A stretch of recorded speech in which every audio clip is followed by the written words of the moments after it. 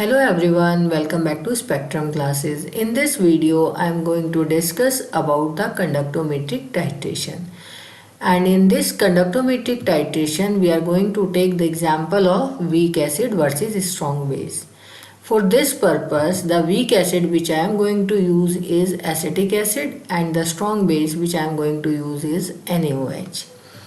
So we are going to see the lab activity for this titration, but before showing the lab activity, I am going to tell you what kind of glasswares and chemicals are required for this purpose. So glasswares required are beaker, measuring flask, burette, conical flask, and apart from this we require conductivity bridge. And the chemical requires are acetic acid and NaOH. So before showing you the lab activity, I am going to discuss the concept so that you can understand what kind of graph we will observe for this particular kind of titration.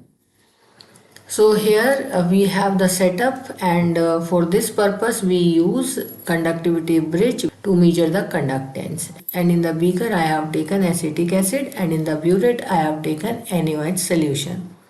This kind of graph we are going to observe for this particular titration, and here what you are going to see, initially the conductivity will go down on adding few drops of strong base, and then it keeps on increasing and there will be a sharp increase in the conductivity values on addition of strong base. So what is the reason behind this? So here initially we are having acetic acid. Here you can see initially it is in undissociated form, but still there are some dissociated acid molecules, and just because of that there is a H plus ions present in the solution of this acetic acid. So this H plus ions neutralized by the OH minus ions added from the burette.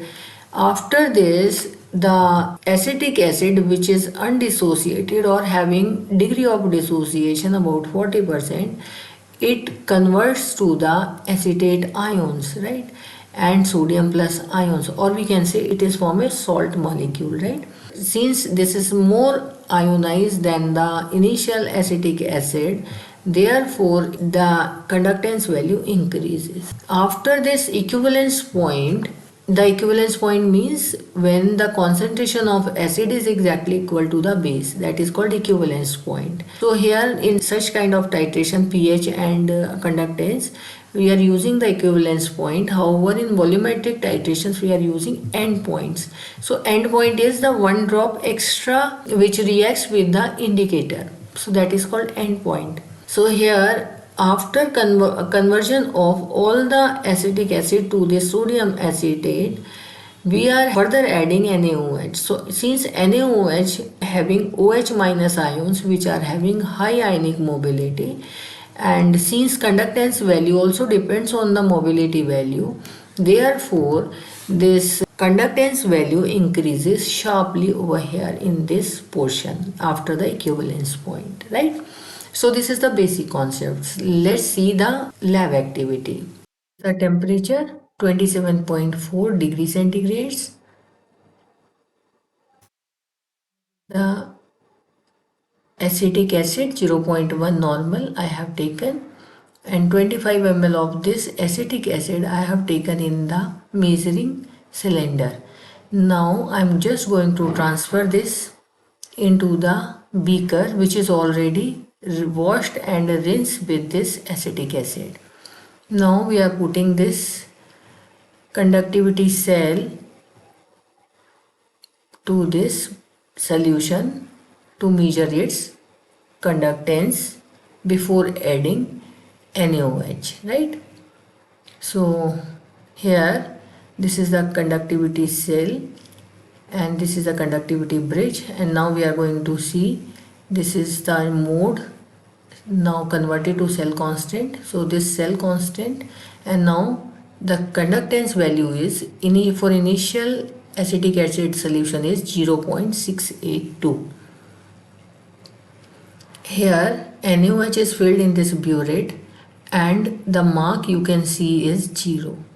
Now we are adding this NaOH to this solution, and we are going to read the conductance value. So here initially we get 0.743 and we keep on adding the solution 1 ml each, and we are going to get the readings of conductance versus volume. And here are the readings and the conductance values which I am going to show you here. Fine. So this kind of graph we are having for this acetic acid versus NaOH graph. So from the lab activity or from the conductometric titration of strong base versus weak acid, we get this kind of graph from the titration, right? And here is the equivalence point at A is equal to 22 ml. So here is the reaction at equivalence point, and this point A is the end point or equivalence point, and at equivalence point we are having A or the volume consumed is 22 ml. Now the calculation part. So for calculation part we are using normality equation N1V1 is equal to N2V2, and here on putting the values of all the parameters which we have.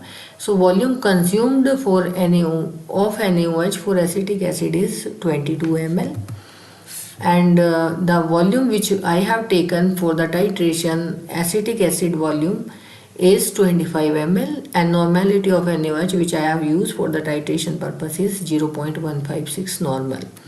Now on calculation N1 is equal to 0.137, and if we want to check the strength or the weight in grams per liter, then we are just going to multiply it with the equivalent weight of acetic acid.